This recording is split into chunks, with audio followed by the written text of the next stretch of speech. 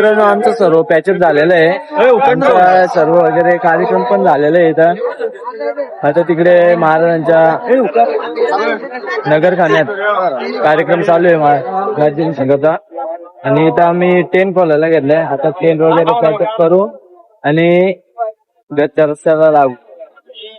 तर बघू पुढे काय काय होत आहे, सर्व तुम्हाला बघत राहू. तर बघा टेंट खोलायला घेतलाय.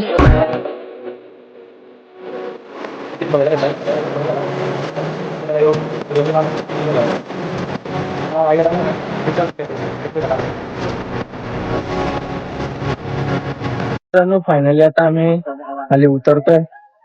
हॅलो ही गर्दी बघू शकता, किती माणसं खाली उतरतात, वरती पण येतात खाली पण येत आहेत. हो ना. तर मित्रांनो तुम्ही सांगायचा एकच उद्देश आहे की काल आहे ना एक 80 वर्षाचा बाबा होता, खालून उतरत होता, तो पण रोपवेने नाही आला, चालत होता ना, चालतच खाली आलाय, चालत वरती गेला आणि चालतच खाली आलाय. तर आपली त्यांची व्हिडिओ आपण केलेली आहे ती आपण तुम्हाला दाखवू. तुम्ही चायनीज खाता ना. बाबा तुमचं वय किती आहे? आई शपथ 80 वर्ष वय. पिझ्झा खाऊ नका. पिझ्झा खाऊ नका बाबा. पनीरची भाकरी भाजी खा. चायनीज खाऊ नका. चायनीज बंद करा.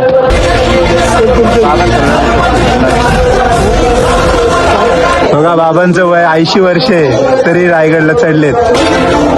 बाबा तुझं पिझ्झा खाऊ नका. बाबा बर्गर खाऊ का?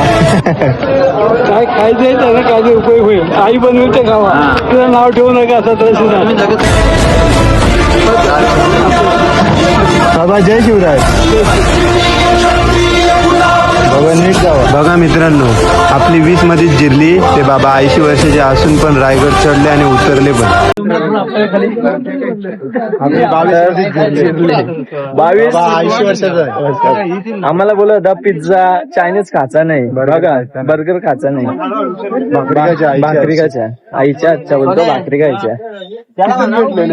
हे हीच जागा ती, याच जागेवर भेटलेले उतरत होते, उतरताना भेटलेले. त्यांना बोललो चढताना तुम्ही कसे चढले, बोलतो चालतच. बोललो खत्री बाबा आहेत.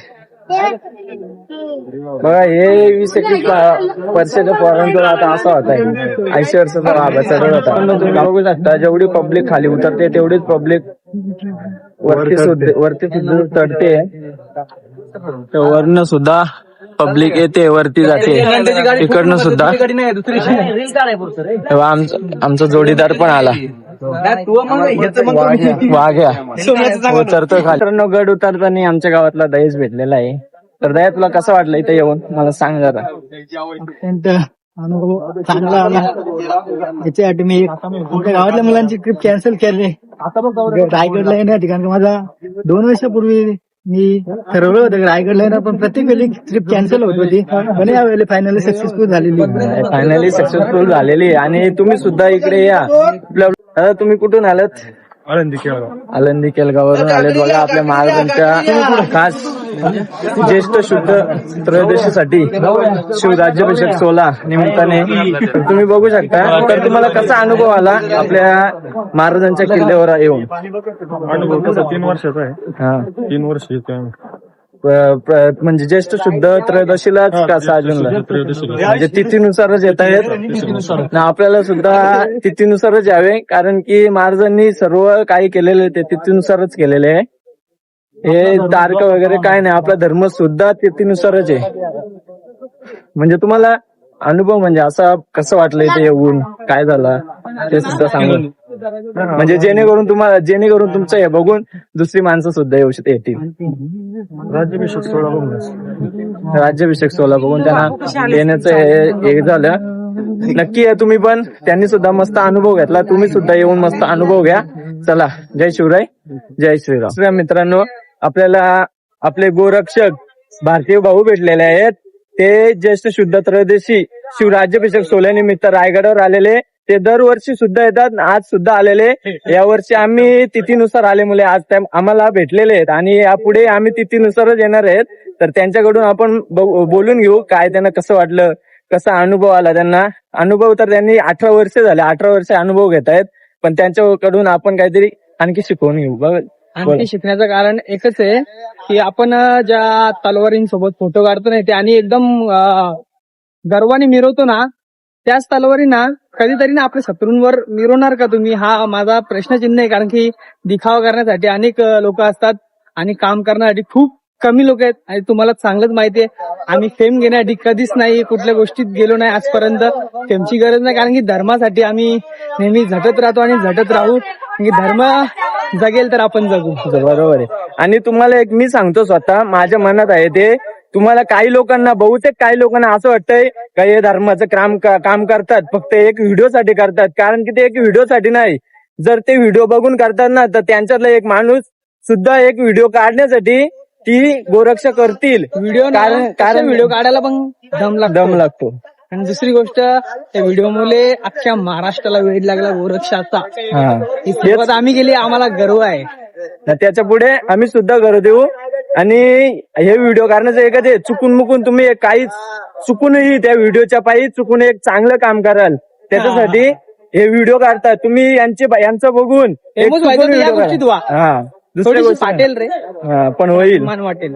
अभिमान. जय श्रीराम, जय शिवराय, जय शंभूराजे. चला आता आम्ही चाललेलो आहे घरच्या रस्त्याला. आम्ही रायगडच्या निघालो मस्तपैकी आणि इथे आलो. इथे नदी भेटलेली, तर नदीमध्ये आंघोळ्या वगैरे केल्या, आता तयारी वगैरे केली. आता आम्ही डायरेक्ट जाऊ जिथे नाश्त्याची सोय होईल, जेवणाची सोय होईल, तिथे मस्त हॉटेलमध्ये जेवू. आता मग भेटू आपण डायरेक्ट आता तिथेच. बोला काय आता. जय श्रीराम मित्रांनो, आता आम्ही निघतच आंघोळ केले. आता आम्हाला खूपच भूक लागली. आता आम्ही एका हॉटेलमध्ये थांबू आणि मस्तपैकी जेवण करू आणि मग घरच्या रस्त्याला निघून जाऊ. तर जय शिवराय, जय श्रीराम मित्रांनो. तर आम्ही सर्व दर्शन घेऊन आलोय, रायगडावर जाऊन आलो, सगळीकडे जाऊन आलो. आता आम्ही पालीचा मल्लालेश्वर देवस्थान पाली जिथे प्रसिद्ध गणपती आहे त्याचे दर्शन घ्यायला आलोय. तर तुम्ही मला तर इथे मोबाईल अलाउड नाही, तर तुम्हाला बाहेरचं हे दाखवतो मी. तर मस्त शांत बसलेत, इथे मोबाईल का अलाउड नाहीये. तिकडे लाईन लागले दर्शन. मित्रांनो, आम्ही पालीचा बल्लालेश्वर अष्टविनायक मधला एक प्रसिद्ध देवस्थान आहे, तिथे दर्शन घेतला. तुम्हाला दर्शनच आहे दाखवलं असतं, पण तिथं मोबाईल का अलाउड नाही. आम्ही मोबाईल का युज केला नाही, मोबाईल तिथे दर्शन घेतला आणि सर्व बाहेर आले. तिथं बघू शकता तुम्ही सर्व. मित्रांनो, आम्ही पालीच्या प्रसादालयामध्ये आलोय. इथे तिकीट पण घेतलेत, 3 कुपन घेतलेत. 30 रुपयाला 1 कुपन आहे. आणि तुम्ही तिघे जेवणासाठी आलोय. वरण भात, मटकी आणि आहे मिठाई पण आहे. तुम्हाला दाखवतो आमचं ताट. Okay okay thank you. ही चपाती, शिरा, लोणचा, मटकी, माय गॉड, वरण भात, मटकी. मला असं वाटतं मी इथे जेवून गेले.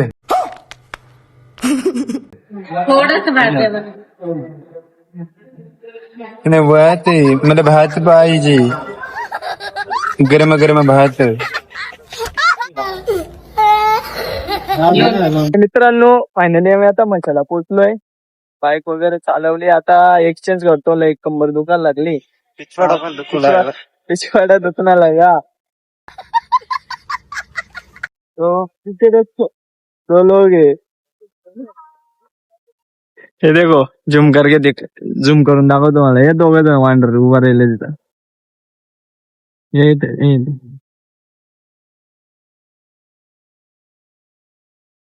चल आता आपण येतील, चल ना ते.